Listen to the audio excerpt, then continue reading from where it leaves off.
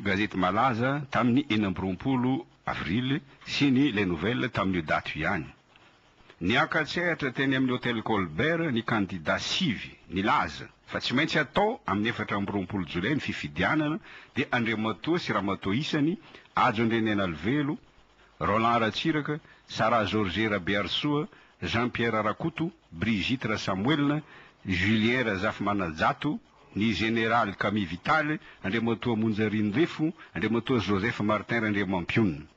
Namoaka fanambarana izy sivy menada ireo nilaza fa ny fifidianana filoha ihany no antoko amerina ny fitoniana ara-tsosialy, ny fifampitokisana, ny fanajana tany tandalana demokratika sy ny fiverenana amin'ny ara-dalàna araka ny lalam-panorenana. Hoe Andriamatoa Julien Razafmanajato.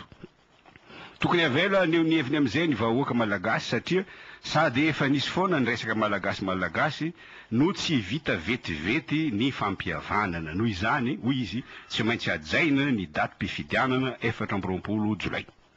Gazety faharoa ny JDM tamin'ny 12 avril. Milaza fa mbola misy doublon 3 alina ao amin'ny lisy mpifidianana. Doublon zany mantsy anarana miverimberina. Tsy faly tamin'izany Ramatoa Beatrice Atala filohan'ny senity dia hoy izy tamin'ny 12 avril. Efa tsy fotoana ny fanaovana torabato sy fanelezana tsaho intsony izao. Marina hoy izy fa nisy doublon ray faingo 4 tapitrisa tao amin'ny lisy mpifidianana nampiasaina tamin'ny 12 kanefa efa voadio izany hoy izy tamin'ny fampiasana ny logiciel Sigem A ka doublon 3 etsy no 6. Dia niantso ny mpanao politika indrindra ireo candidat Ramatoa Beatrice Atala mba ny vaovao marina avoaka ny senity ihany no lazaina. Mikasika ny famoahana ny voka-pifidianana nambarany fa efa vonona ny CNTDI, Centre National de Traitement des Données Informatiques. Mikasika ny logiciel ampiasaina amoahana ny voka-pifidianana nilaza izy fa ho tonga eto ny expert avy amin'ny OIF sy ny expert avy any Afrika Atsimo. Rehefa zany tsy ambavao zany inona no famakafakana azo atao. Natao teny amin'ny foibeny senity Ivandry ny antsapaka nandahatra ny candidat 170 nekena. Izany zavatra izany dia mampiseho fa vonona anao fifidianana ny senita na iny kidona na iny kitranga. Na ho tanteraka aza ny fifidianana. Fanontaniana apetrako dia ity, azo antoka ve fa ho marina ny vokatra. Ny lesoka lehibe amin'ny Ramatoa Beatrice Atala dia izy mahatoky loatra ny vahiny. Amin'ny Ramatoa Atala, raha ny vahiny mikarakara fifidianana, marina sy azo antoka ny zavatra ataony. Izao mantsy ny teny nataony. Fiantsoana tolotra iraisam-pirenena no atao amin'ny fanontana ny bulletin tokana. Angara atao pritany ivelany bulletin tokana dia azo antoka. Amiko izy atontany ivelany indrindra no mahabe ahy satria azo amboamboarina ny ivelany ny bulletin efa misy sonian'ny mpifidy. Ary miovaova ny endriky ity bulletin tokana ity.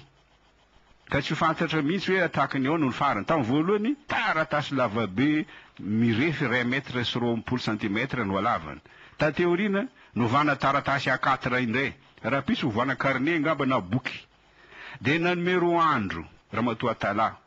Zany hoe Roandro zoma 17 sabotsy 18 mai ireo mpanao politika izy mba anao fanapahan-kevitra mazava izy ireo mba ho tonga any Copenhague amin'ny alatsinainy 20 mai, zany hoe rapitso ny anaran'ireo candidat tena raikitra. Any Copenhague mantsy no atonta ny bulletin miisa 7 tapitrisa. Nilaza koa izy fa ho tonga eto ny expert avy amin'ny OIF sy avy any Afrika Atsimo anampy ny senity. Ramatoa Atala milazan'izany. Tsy sahatra mamerina an'ity fanontaniana ity aho. Fantany ve fa miady izy ireo any Guinée satria tsy azo ampiarahana ny logiciel Wemark avy any Afrika Atsimo sy ny logiciel Sagem any Frantsay. Incompatible.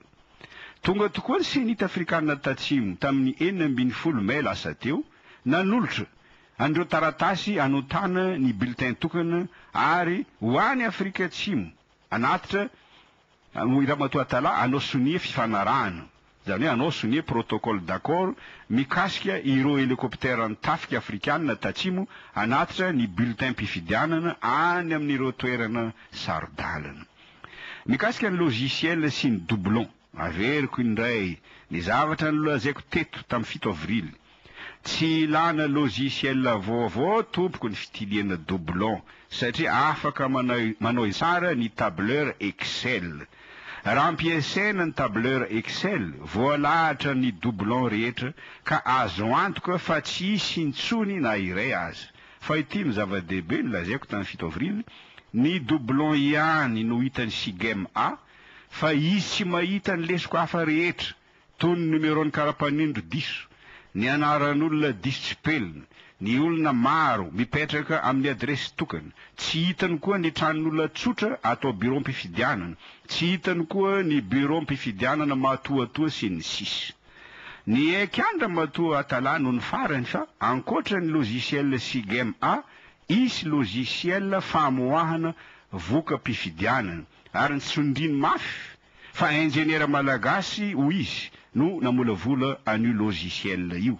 Kanefa magaga nilaza koa izy fa tsy azo antoka ny asan'ireo ingénieur malagasy ireo fa mbola mila amarin'ny expert vahiny. Etsy ankilany satria averimberin-draha matoa atalà matetika fa ny fahitana doublon ao amin'ny lisy mpifidianana no zava-dehibe.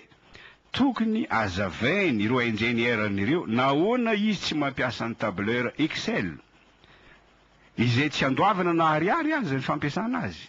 Tsy amin'ny mahagasy an'ireo ingénieur ny senity ireo ny zava-dehibe fa ny fahalalana fa mahaleo tena izy ireo, zany hoe expert indépendant, fa tsy olona manatanteraka baiko fotsiny.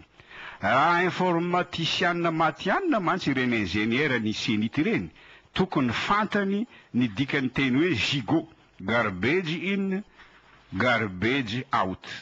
Engam-piasa ny solosaina, fa raha fako no ampidirinao aminy, fako no avoakany. Izany hoe raha zavatra diso no ampidirina ao amin'ny solosaina, voka mpifidianana diso no avoakany. Mahabe ahiahy namany Ismaël ny logiciel famoaham-bokatra lazaindra matoa atalà. Voalohany, tsy nilaza mihitsy izy fa atao tsy evakina ny vokatra, non crypté. Atao anaty sachet ny procès verbal ho ireo tompon'andraikitry ny senity. Marina fa tsy ho ilaina ny orana ny procès verbal raha atao anaty sachet. Kanefa tsy midika velively izany fa tsy azo ovana ny procès verbal satria raha tonga any amin'ireo CID, centre informatique de district, ny PV, ampidiriny ireo opérateur de saisie ao amin'ny solosaina ny zavatra voalaza ny PV araka ny famakiany ireo opérateur de saisie azy. Afindrany amin'ny clé USB na amin'ny CD izany dia alefany aty amin'ny CNTDI, zany hoe Centre National de Traitement des Données Informatiques. Miditra antsehatra indray ny opérateur de saisie be dia be ao amin'ny CNTDI mandika antanana ny vokatra ao amin'ny solosain'ny senity araka ny famakiany azy. Izay vao mamoaka vokatra ny logiciel famoaham-bokatra ny senity. Inona moa izany fa tsy fandravonana procès verbal fotsiny no ataony, zany hoe consolidation des procès verbaux, feno fidiran'olona antsehatra toy ny taloha ihany.